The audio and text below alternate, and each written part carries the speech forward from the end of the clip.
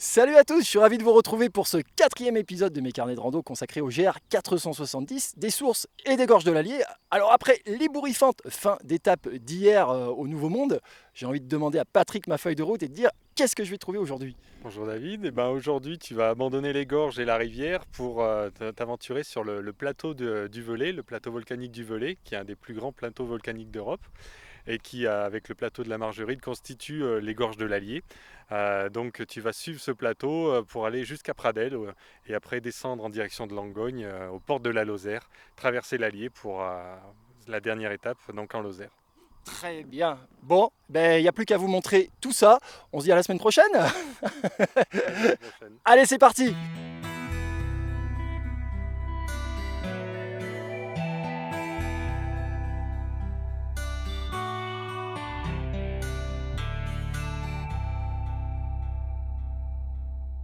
Bon, changement de décor radical. Je suis grimpé sur le plateau du Devès. Ici, c'est plutôt ambiance agricole. Les gorges de l'Allier là sont juste à ma droite, là-bas, en contrebas. Je les rejoindrai plus tard au niveau de Langogne. Et là, je me dirige vers Landos. Il fait un peu moins chaud que les jours précédents. Ça fait quand même du bien. J'ai quitté maintenant Saint-Aon depuis un peu plus d'1h30. C'est un nouveau visage de ce territoire qui s'offre à moi. Après ces dernières étapes dans le secteur des gorges, la découverte du Velay volcanique est une vraie surprise. C'est une toute autre nature qui m'entoure, où chaque habitant s'est adapté aux activités humaines, visibles au-delà de chaque clôture. Le GR 470 y fait sa trace et se déroule paisiblement au milieu de parcelles cultivées ou en jachère.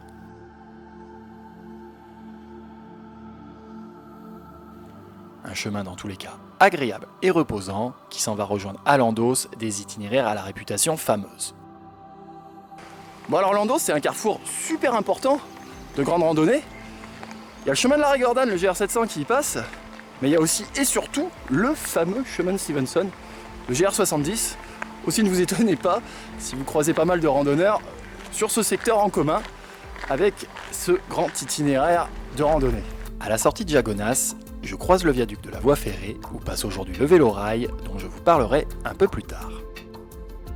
Rien en tout cas qui ne semble perturber les nombreuses vaches que le randonneur croise sur sa route. Les vaches, ça pourrait être les stars locales, mais elles se font voler la vedette par une toute autre célébrité qui fait la fierté de la région. Bon alors ici je me trouve dans le pays de la lentille, Pas n'importe quelle lentille, une lentille avec une appellation d'origine contrôlée, c'est la lentille verte du Puy, ici c'est une institution. Bon en tout cas vous en verrez pas d'image, parce que la récolte c'est à la fin de l'été, faut attendre que la lentille soit bien sèche pour la récolter. C'est ça le secret d'une bonne lentille. Le Velay, c'est aussi de l'espace, beaucoup d'espace, et une vue panoramique sur la vallée de l'Allier, la Margeride et la Lozère à l'horizon. En poursuivant sa route vers les sources de la rivière, le GR 470 franchit des frontières paysagères. On y retrouve le plaisir simple de la marche itinérante et l'envie de poser un regard curieux sur un environnement qui change à vue d'œil. Et pour nous y aider, on dispose d'un outil dont il serait vraiment regrettable de se passer. Alors ce qu'il faut savoir sur le GR 470, c'est que c'est le premier GR français à bénéficier d'une application mobile. Alors pour me la présenter, j'ai questionné Patrick Ménadier. On a cherché avec cet itinéraire à donner un côté innovation et numérique à la randonnée, en proposant donc aux randonneurs plusieurs façons d'utiliser le GR.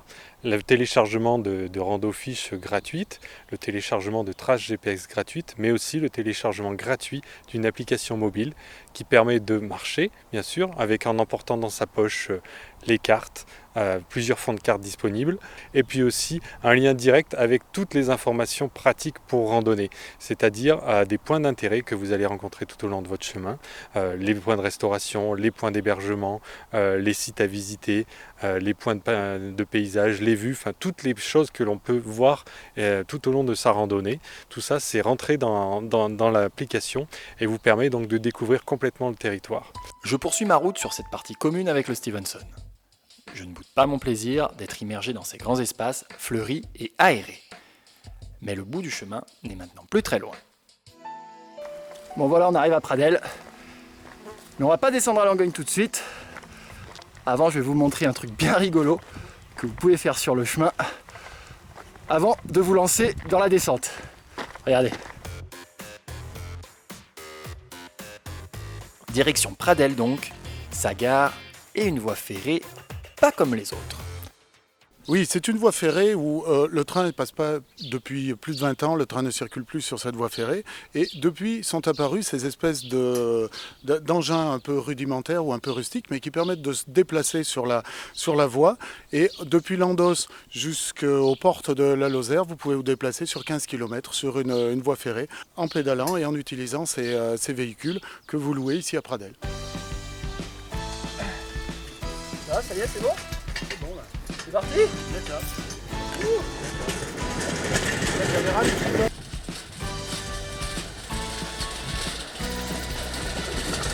Et voilà, c'est parti sur le vélo-rail avec Philippe qui m'accompagne sur ce petit trousseau.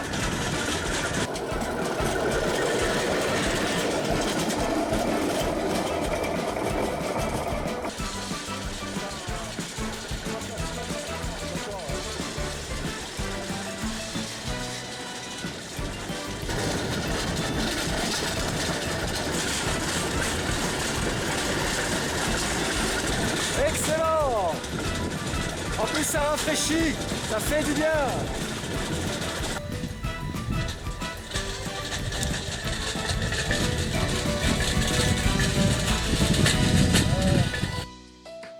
Retour au village de Pradelles, une ville-étape importante sur le chemin de Stevenson.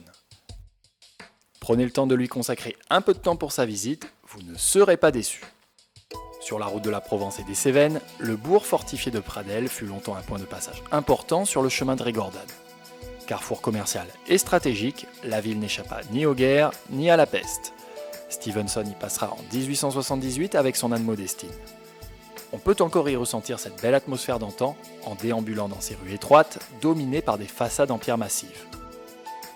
Classée aujourd'hui parmi les plus beaux villages de France, Pradelles est une ville agréable à découvrir avant de se laisser glisser jusqu'à Langogne, le terminus de cette nouvelle étape. Et voilà, c'est ici à Langogne que se termine ce 4e épisode de mes carnets de rando consacrés au GR 470. Alors comme d'habitude, si vous voulez tout savoir sur ces 2 étapes qui ont été parcourues entre Chapeauroux et ici Langogne, je vous invite à vous rendre sur le site internet de l'émission, c'est le www.carnetsderando.net. Nous on se retrouve la semaine prochaine pour l'avant-dernier épisode de ces carnets de rando spéciaux consacré au GR 470. Ça se passera du côté de la Margeride.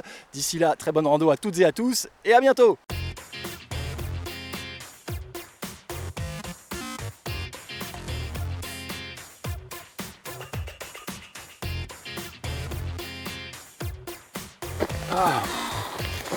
Tu parles d'un métier quoi.